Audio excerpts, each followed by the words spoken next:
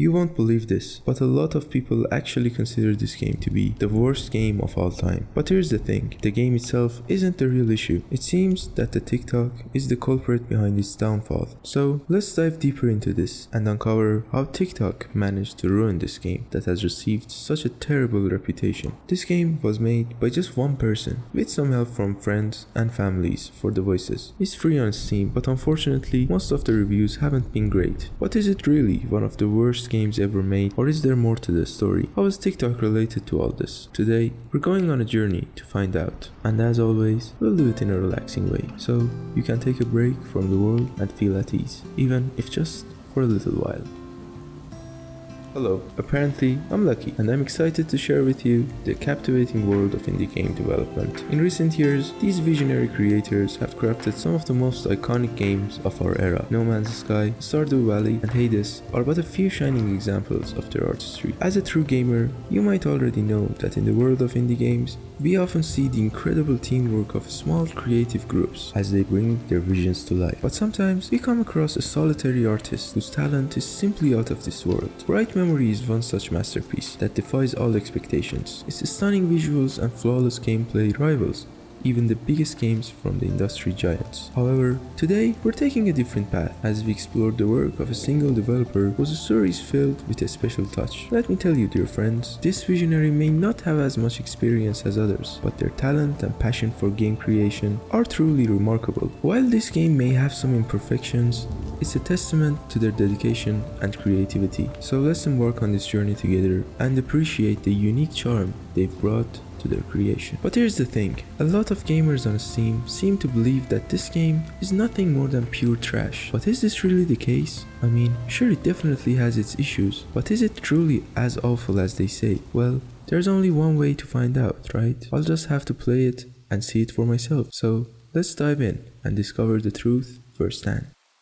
The first thing that caught my attention in the game was its performance. It was worse than a nightmare. I had to adjust all the settings to the lowest levels of detail and quality, yet I still experienced lags and glitches. But hey, I had no choice but to soldier on. Little did I know, the real nightmare was yet to come. But don't worry, I'll get to that soon. After watching the rather questionable intro movie, we find ourselves starting up the game in quite an unusual way, hanging upside down. I must say, the visuals in this one-person game are surprisingly impressive, and I genuinely liked them. As the first chapter unfolds, we witness Jeremy freeing Ethan, who we get to play as in this part of the story, and they make the decision to run away together. But from what, you might ask? Well, we're still in the dark about that for now, but don't worry, all will be revealed soon enough as we continue this mysterious adventure. Another amusing thing that I couldn't help but notice were these adorable little grammatical errors in the game's script. Some might say they're unacceptable, but I found myself chuckling at them and surprisingly liking them. They added a cozy charm to the game, at least for me, and made it feel relatable. And don't worry, they weren't everywhere, just sprinkled here and there. Hey there! If you enjoyed this video so far and found it entertaining or relaxing, I kindly ask you to consider subscribing to my channel. By subscribing, you'll never miss out on the future content and will be part of our amazing community. Thank you once again for your support. I appreciate each and every one of you. And why don't you grab a drink, relax, and enjoy the rest of the video. Now, let's talk about the voice acting. It was, well, let's just say it was amateur. Guys, listen up. The boats of Henry, John and Christian must be stranded somewhere close. Before we explore the island any further, we need to find the others. They can't be far. But you know what?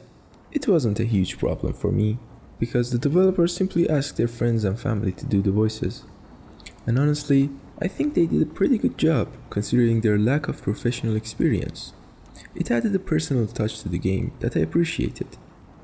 Now, let's get back to the game. As Jeremy and Ethan make their daring escape, Ethan, that's us, suddenly realizes he can't run because his legs are numb. Well, can you blame the poor guy? He's been hanging there for who knows how long. So, in a true act of elegance and selflessness, Ethan decides to sacrifice himself to save the young Jeremy. I wanted to ignore this and close my eyes on it. But for God's sake, what the actual hell is this? You created a decent intro, and it's all dark. I changed everything so that I can actually see, but still I can't see shit. I even got stuck at some point and had to restart everything cause I didn't know what was happening.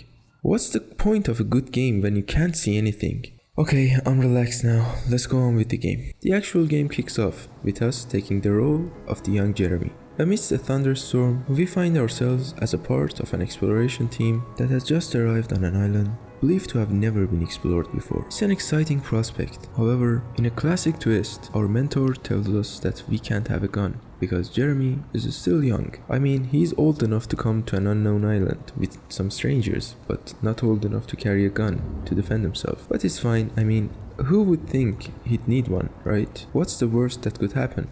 Well, it turns out our first encounter with an enemy happens inside a cave where a pack of wolves attacks us. And since I didn't have a gun, well, let's just say that it didn't end well. But hey, that's all part of the adventure, right? The game features these cute little puzzles and small quests like finding a lock or a lever, which to be honest are as simple as they can be. There's really no challenge at all. But hey, maybe some people will still enjoy them. Different strokes for different folks, right? Anyways, as our adventure continues, we come across a cliff with an old bridge, and it occurs to us that there was an ancient civilization on this very island. In a classic twist, they decide to send the young one to cross the bridge, and in a truly old-fashioned way, guess what happens? Yep, we fall from the bridge. And so, our solo journey on this intriguing island begins. The game seems to have its detailed story hidden within these small collectibles, but let's be honest, who really reads all the text in a game, right? I made the decision to ignore them and go with the flow to see where the journey takes me. Soon enough, we come face to face with our first puzzle and monster simultaneously. I have to admit, this game managed to give me some genuine jump scares here and there. It certainly knows how to keep you on your toes. However, I must say the puzzles themselves were rather mediocre, but hey, the thrill of the unexpected encounters made up for it, I guess. As we go further in the cave, we find Henry. I don't really know who Henry is, but he dies really brutally while we encounter other main monster of the game, and it's not like it's going to attack us right away too, right? Wrong. I managed to escape from not just one, but two monsters. As I went further, I stumbled upon a lifeless body. I had no clue who he was. Jeremy, on the other hand, Is that Christian? Did humans do this to you? seems convinced that humans are responsible for this unfortunate fate. I couldn't help but wonder why he disregarded the presence of the monsters and wolves and jumped to that conclusion. I mean, he wasn't wrong, but we were not supposed to know that just yet. But anyways, we have a rifle now, which we will use to kill wolves, and more wolves, and monsters. And look at that view. There's something truly magical about gazing at the sunlight streaming through the leaves of a tree. It never fails to bring a smile to my face, no matter where I am. As I continued my adventure, I came across yet another lifeless body, fought more monsters, and for some reason there are elephants here now, and really big ones too. After facing some challenges and getting the hang of a new mechanic, I successfully solved another puzzle and carried on with my journey. At this stage, I have to admit, things were starting to feel a bit repetitive. It was the same old routine, fighting monsters and wolves, moving logs and fighting levers. However, there was a slight change as I encountered a new type of enemy, alligators. But don't worry, they were pretty easy to handle since they were surprisingly slow. I found myself climbing a mountain when suddenly I heard the piercing screams of a child. Someone is screaming. My instincts kicked in and I rushed towards the sound, only to discover something, rather questionable. What the hell is this? I don't even know. It appears to be a half-naked native girl named Taisha, and oh boy, do you need to remember that. Taisha presented us with a watch that belonged to our missing friend, and we immediately jumped to the conclusion that Taisha's people have our friends captive. So the new chapter started. We were determined to rescue our friend from their clutches.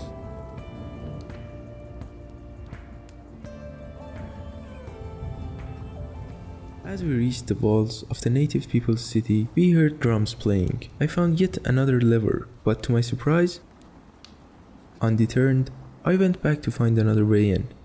And this happened. I woke up upside down. I really like how the developer created a reverse chronology narrative. This approach created suspense, intrigue, and a sense of mystery as the audience is gradually presented with the puzzle pieces that fit together to form the complete story. It created a sense of question and mystery that was kinda nice. Anyways, back to our story. The guy who was hanging was actually Jeremy this time, and the mysterious person saves him by cutting the ropes and then runs away. You remember when I said the real performance and visual nightmare was yet to come? Well, there you go. I know I'm just chilling, but man, what have you done? I literally can't see shit, and that pisses me off. But let's all remain calm. I actually found a way to make it slightly better, yet it was more laggy and I was getting like 5 frames. But it is what it is. That part of the story was pure torture, as I saw nothing but darkness. I managed to reach Ethan, and I think you know what happened next. Ethan died, but we managed to escape and reached yet another friend, John. He was just standing straight. If you've ever watched a horror movie or played a horror game, you'll instantly recognize that peculiar posture he had. And yes, you guessed it. What? What's going on? Receive me, Almighty Father. Accompany me to my last breath and lead me into the light. No! John! This was the final boss, and boy was it hard. He never stops following you, and you need to be there for a while, so it's going to be a real pain to finish the final chapter. But I did finish it, and for some unknown reason I passed out and woke up to Taisha chanting a weird prayer on my unconscious body. She asked me to follow her, and I did. At least it was daytime, and I could actually see stuff now. This weird stuff happened. Buddy, are you sure? I don't think you should do... okay. I think... okay. They ignore us. We killed more monsters and wolves, and solved some old puzzles. And happily, there was this other friend of us, who survived and now helps us. A brutal fight happened, and then this.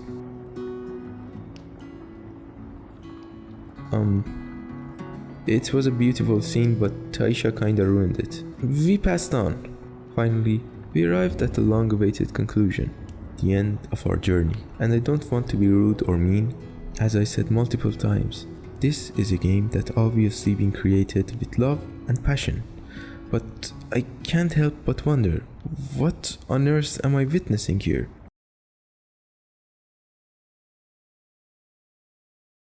Got lost in the woods. Ethan? Ethan is dead. He died so that I could escape. He'll live on in our memory. Jacob, there is something I have to tell you. I'm getting like Taisha saved my life. And came to the Jeremy, beach watch out! Behind you! Jacob, no, stop! Oh no. What the heck? No, why would you do that? Oh, what is this ending, man? Oh, I hate it so much.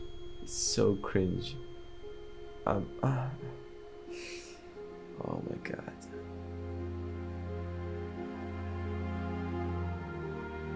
Oh, What is he whining about now? That was just one of those natives. I don't understand it either.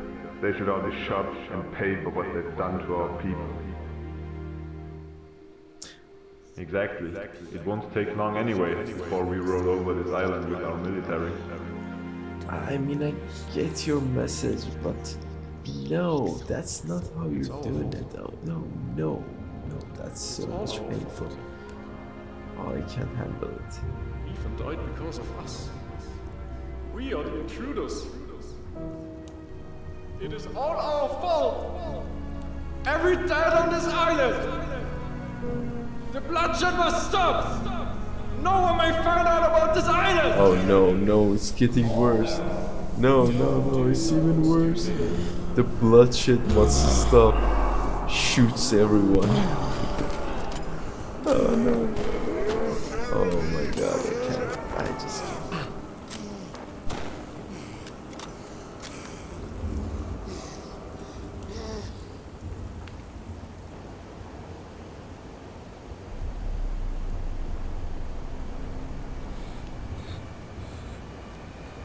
What the hell are you doing, Jeremy?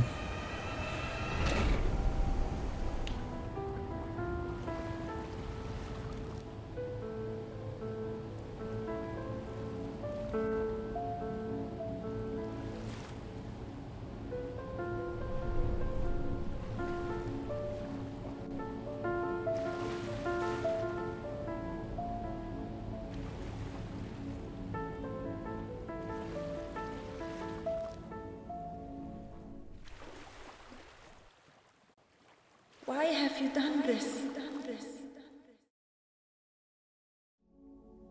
One of those monsters killed everyone. Everyone. Except me. I was the only one who survived. Nobody has set foot on this island since then. And it has to stay that way. Oh. Was it really like that, Jeremy? Well, there you have it. That's how the story wraps up. Dareland, a game crafted by a single developer as a student project. I can't stress enough that this was a one-person endeavor. Now, here's the thing. Someone on TikTok made a comment, and suddenly the game is receiving a barrage of negative reviews. I see this as a significant issue. The developer has put together a decent game that can keep you entertained for a good couple of hours. It's important to provide feedback where it's due, but labeling this game as trash is simply unfair. In reality, it's quite decent. Personally, I had a great time playing it. The biggest issue lies in the performance, which is honestly pretty terrible. The lighting and visuals could definitely use more improvement. By offering constructive feedback, we can help the developer create even better games in the future, with captivating stories and stunning visuals. Imagine if this game demanded a hefty sum of money, and then you were presented with this. I can understand why you'd be upset. However, let's consider the fact that this game is actually free. I know, it can be disheartening to invest your time and end up feeling disappointed, but that's the nature of the gaming world, isn't it? If you genuinely believe that this game has potential, why not give it a shot? After all, it won't cost you a dime. And if you decide to give it a go, it would be fantastic if you could provide some valuable feedback, whether positive or negative, as long as it's constructive. Being a supportive gamer is always a good approach, don't you think? If you're up for some relaxation and would like to hear another captivating story, why not give this video a click? In it, I delve into the entire story of the Amnesia game series, which happens to be one of my all-time favorite games. Also, remember to stay hydrated, friend. See ya.